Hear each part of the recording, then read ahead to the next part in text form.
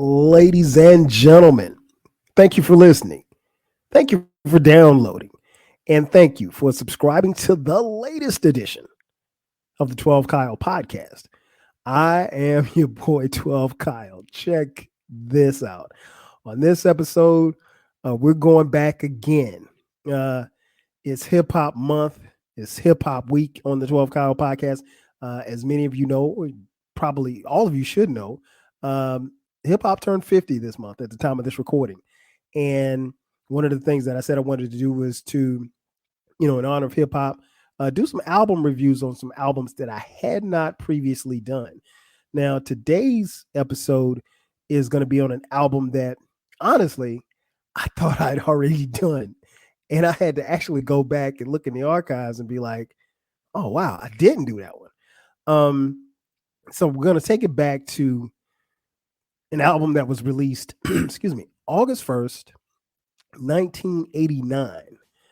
The debut solo album from the D.O.C. entitled No One Can Do It Better. Man, I guess I probably should start by saying I love this album. All of the albums that I wanted to talk about were albums that were kind of pinpoint certain points in my life.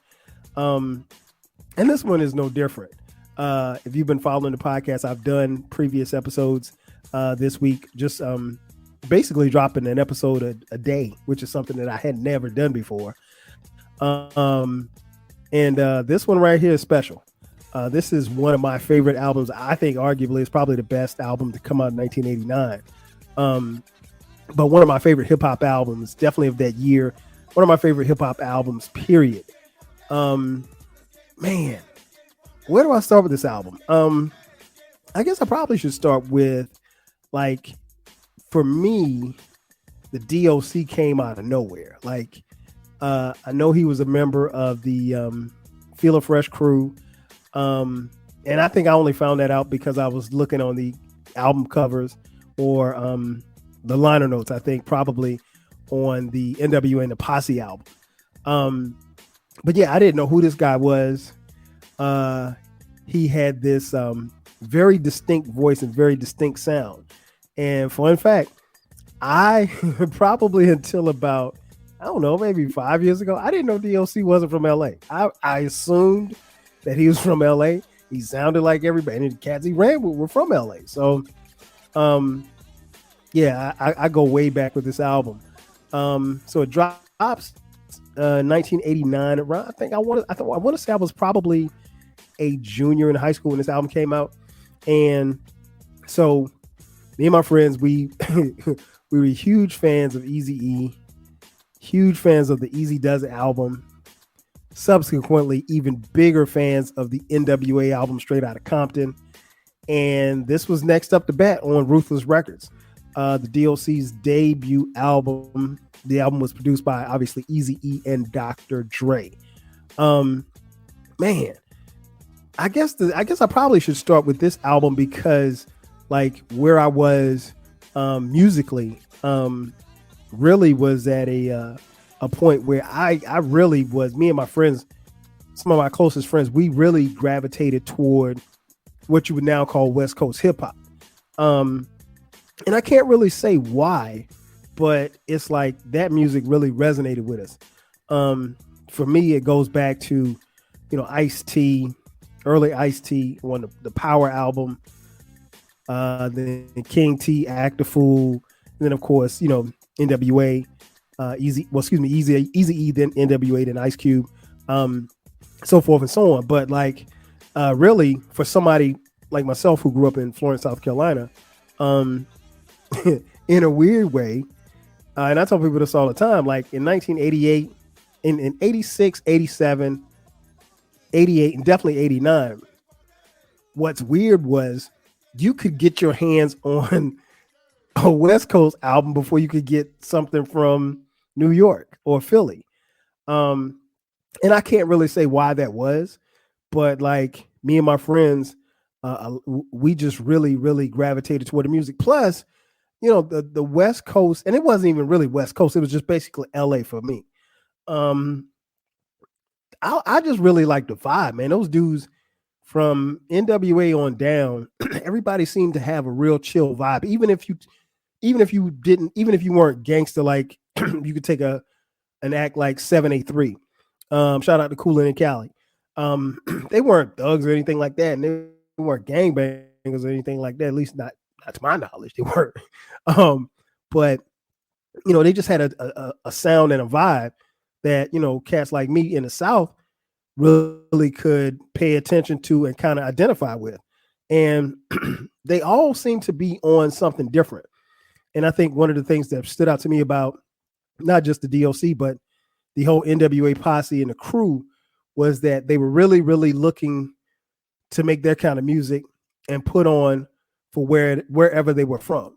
Now, I'll be the first to admit, the first time I heard the word Compton, I didn't know that Compton was anywhere. Like I didn't know where it was, and then I made the connection of it's in L.A.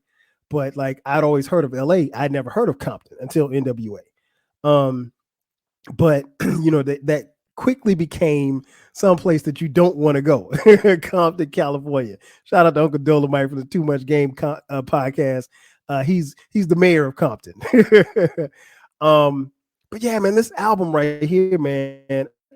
Like I said, I assumed because D.O.C. ran with him, I just assumed that he was from Compton, literally. I mean, he could have been from Gardena for all I know. I don't know, but this album, man, was something different. And the cool part about this album was, again, the D.O.C. had a very unique style, and his voice sounded totally different from any other MC that I'd heard.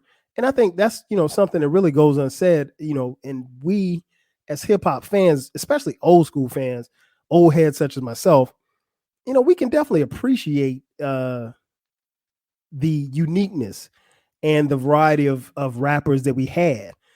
Because, back then in 1989, you couldn't come out trying to sound like somebody else. And, NWA had their own flavor. They had their own look. The black jackets with the black Raider hats. I mean, that was a cold look. And the thing about it was like, we at least I was somewhat hip to gangs and colors. To me, black was a neutral color. So I just assumed, again, not knowing, because we didn't have the internet in 1989, that there were no gangs that wore black. Like if you wore black, you were just down with the Raiders and you were down with the NWA if you were from LA. And so I laugh at that now because, I mean, obviously I know better. But yeah, it was I can't even really call it gangster rap. It was D.O.C. he was dope. It was really, really, it was a dope album. And it really kind of took a lot of people by surprise. Like I said, he had a very distinct voice. And he could rap. I mean, make no mistake about it. He's from Dallas, Texas, but he could rap. And we learned further down the road that one of the most important things that you can remember about D.O.C. is his pen. Not only could he rap, but he could write. And he wrote a lot of rhymes for Easy. He wrote a lot of rhymes for NWA. He ghost wrote on The Chronic. So the D.O.C.'s pen is legendary. It's almost as legendary as his, once golden voice. But yeah, man, this album, at least for me and my partners in Florence, man, we loved it. I just remember buying the tape, and man, I played that tape forever. In fact, I that tape, honestly, is one of the few tapes that I still have. I actually saw this tape at my mom's house the last time I was at home, and I didn't bring it because, I mean, no need for me to bring it with me because I don't have a tape deck, but I still have that tape. And what's interesting is if you look at the cassette tape of, No One Can Do It Better, like all of the writing on the label and stuff is gone because I played that tape so much. And, all of my friends, we love the D.O.C. And this was an album that I can't say we knew that it was coming, but once we got our hands on it, man, it was a wrap. For me, they were, 3 for 3 because first Easy Does It came out in '88, and if you're following the podcast, there will be a Easy Does It album review because that album this year is turning 35 years old. It's crazy. And then of course Straight Outta Compton, which I did an album review on that as well. And then this was the third release. No One Can Do It Better. Now, when you think about this album, one of the things obviously you think about is the production. He got some stellar production from Dr. Dre. And I mean, Dr. Dre's not going to ever come short. But yeah, this album sonically still, to me, sounds very good. It's one little thing I probably change as far as the sonics is concerned, and I'll get on that once I get into the tracks. But no, it's a solid album from front to back, easy listening. The album total runtime is 48 minutes and 25 seconds. In '89, that wasn't a long album. That was really about how long you wanted the album to go. Idealistically, in '89, you probably wanted your album to go from anywhere from 35 to 45 minutes. And I think you'd probably be fine after that. And this was just a little bit over that. But I mean, again, the D.O.C. was so dope, man, that, you didn't care. This album sonically, I think, still resonates with me. It's still something that, and it's still an album that I still listen to. A lot of times, we will do these album reviews, and you hear people do album reviews and stuff like that. And, they go back to the albums and they say, well, I hadn't heard it in a while. And, it's probably maybe who knows, maybe the last time they'll probably listen to it for a while. But this one stayed, it stayed in rotation. And it's an album that I still go back to, at least once a month, because some days I get on my West Coast stuff and I just want to hear West Coast. And, this, and when I go West Coast, a lot of times I go back.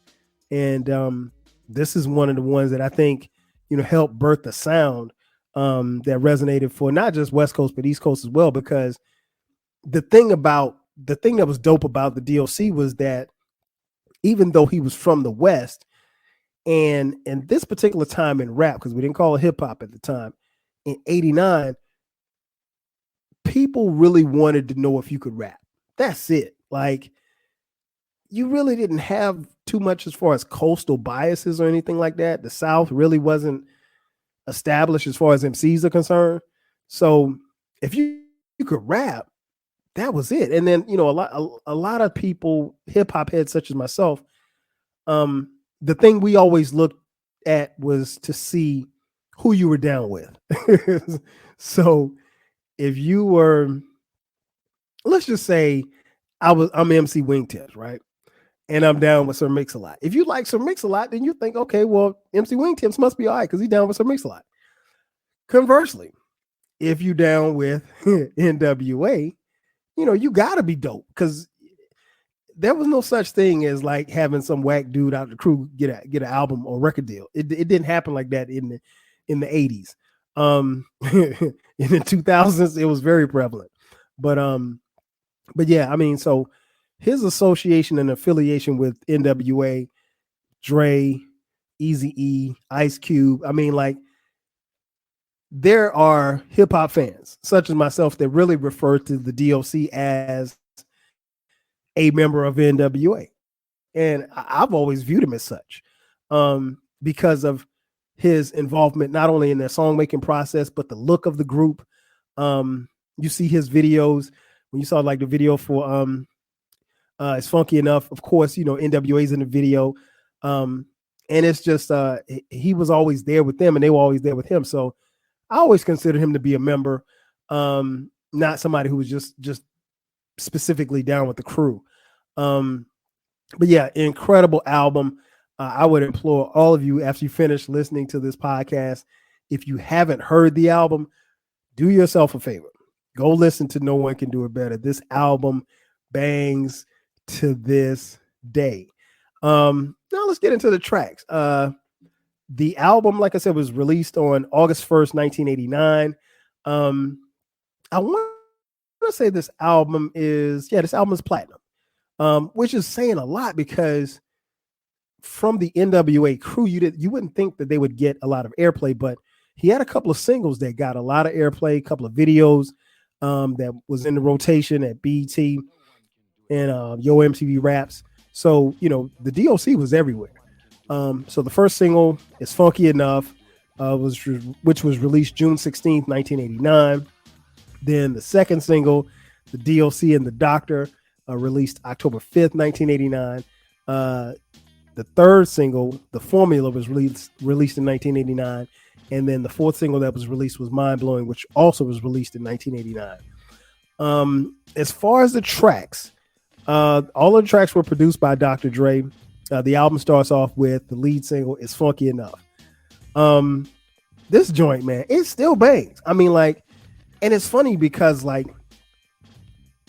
as the D.O.C. is rapping and he goes into this kind of Caribbean type flow, which honestly, if we're being real, you didn't hear, that was damn near non-existent in rap.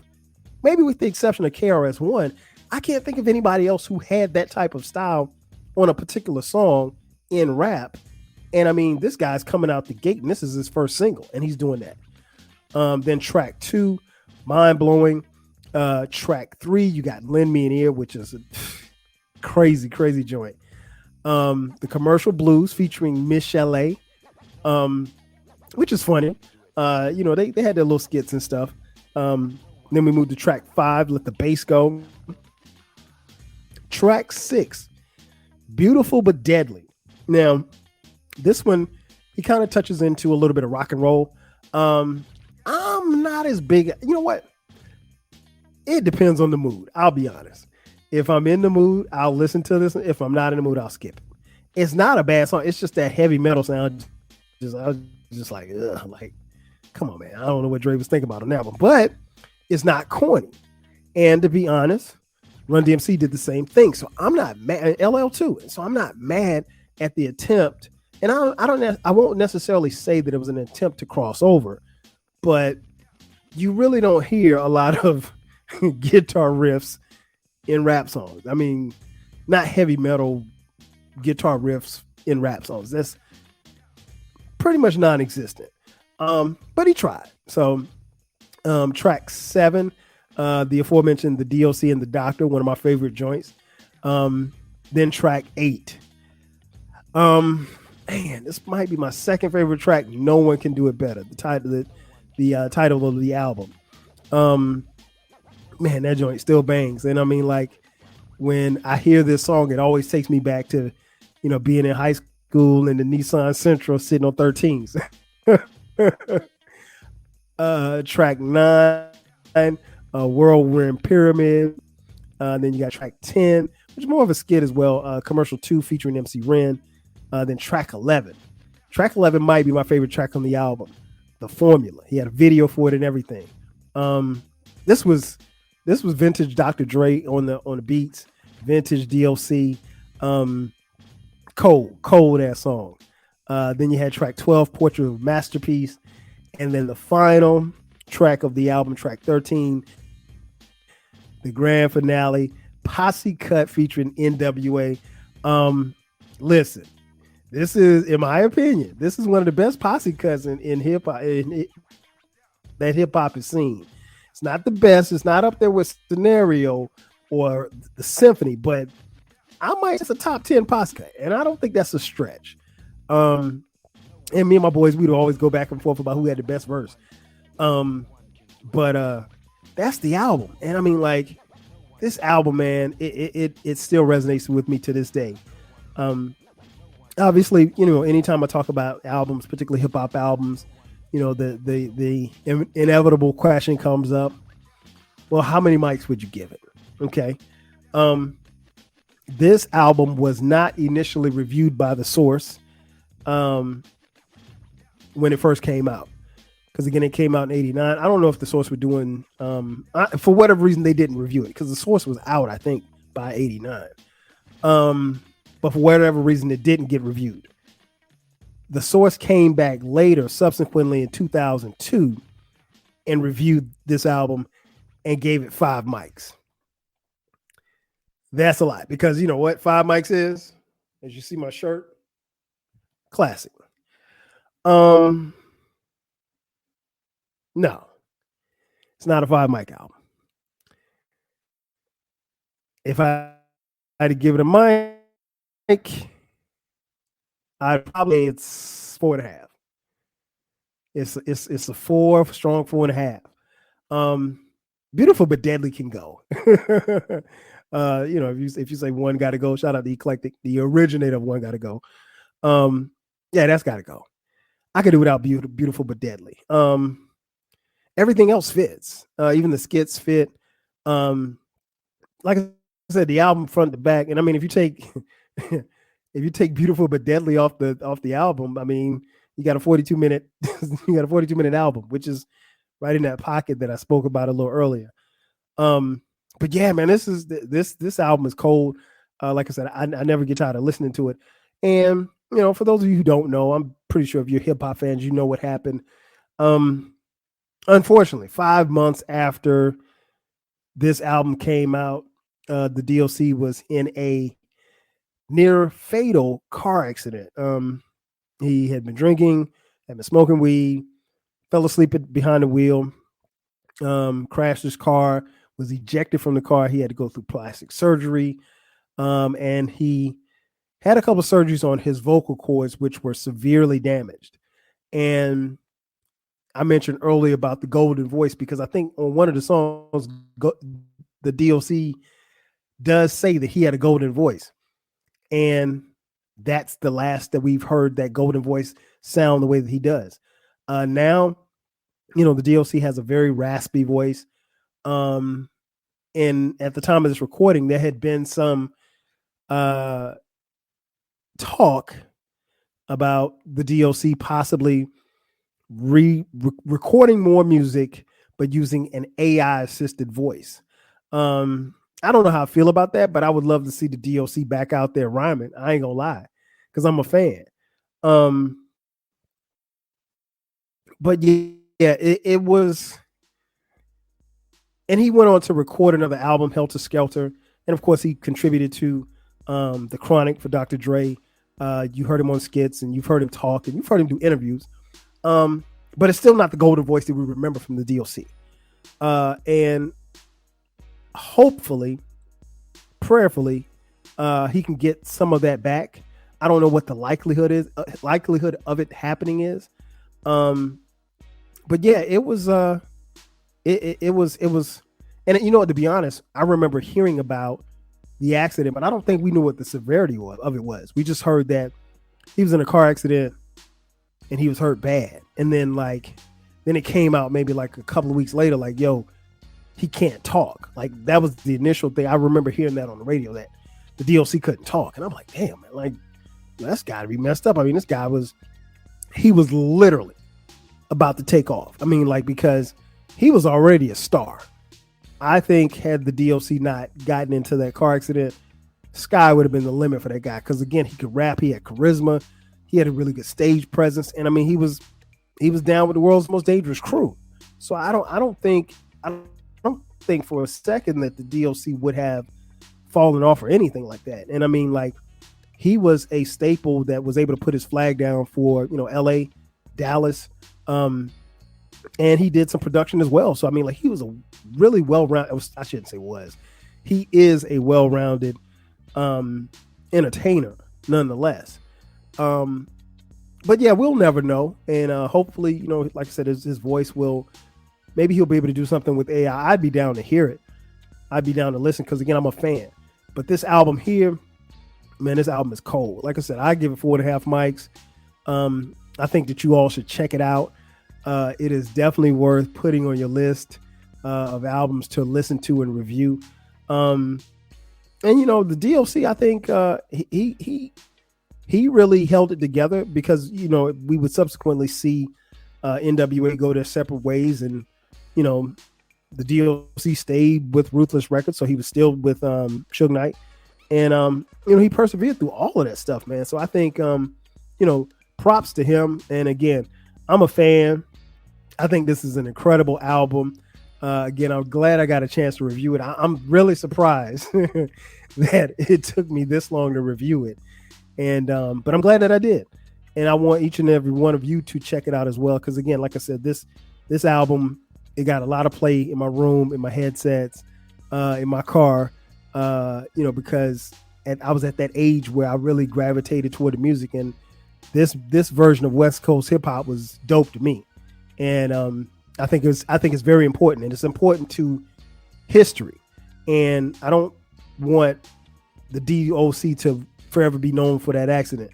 He put out an incredible album, and he should be celebrated. Ladies and gentlemen, that's going to do it for me. Thank you for checking out this edition of the 12 Kyle podcast.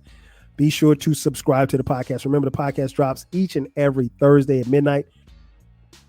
From time to time, we drop bonus episodes on Sundays. Make sure that you check out the YouTube channel. All of the episodes are on YouTube, so you can watch there as well. If you feel inclined, hit us up. Drop us some money.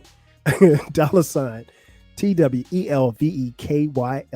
on the Cash App. Again, that's going to do it for me.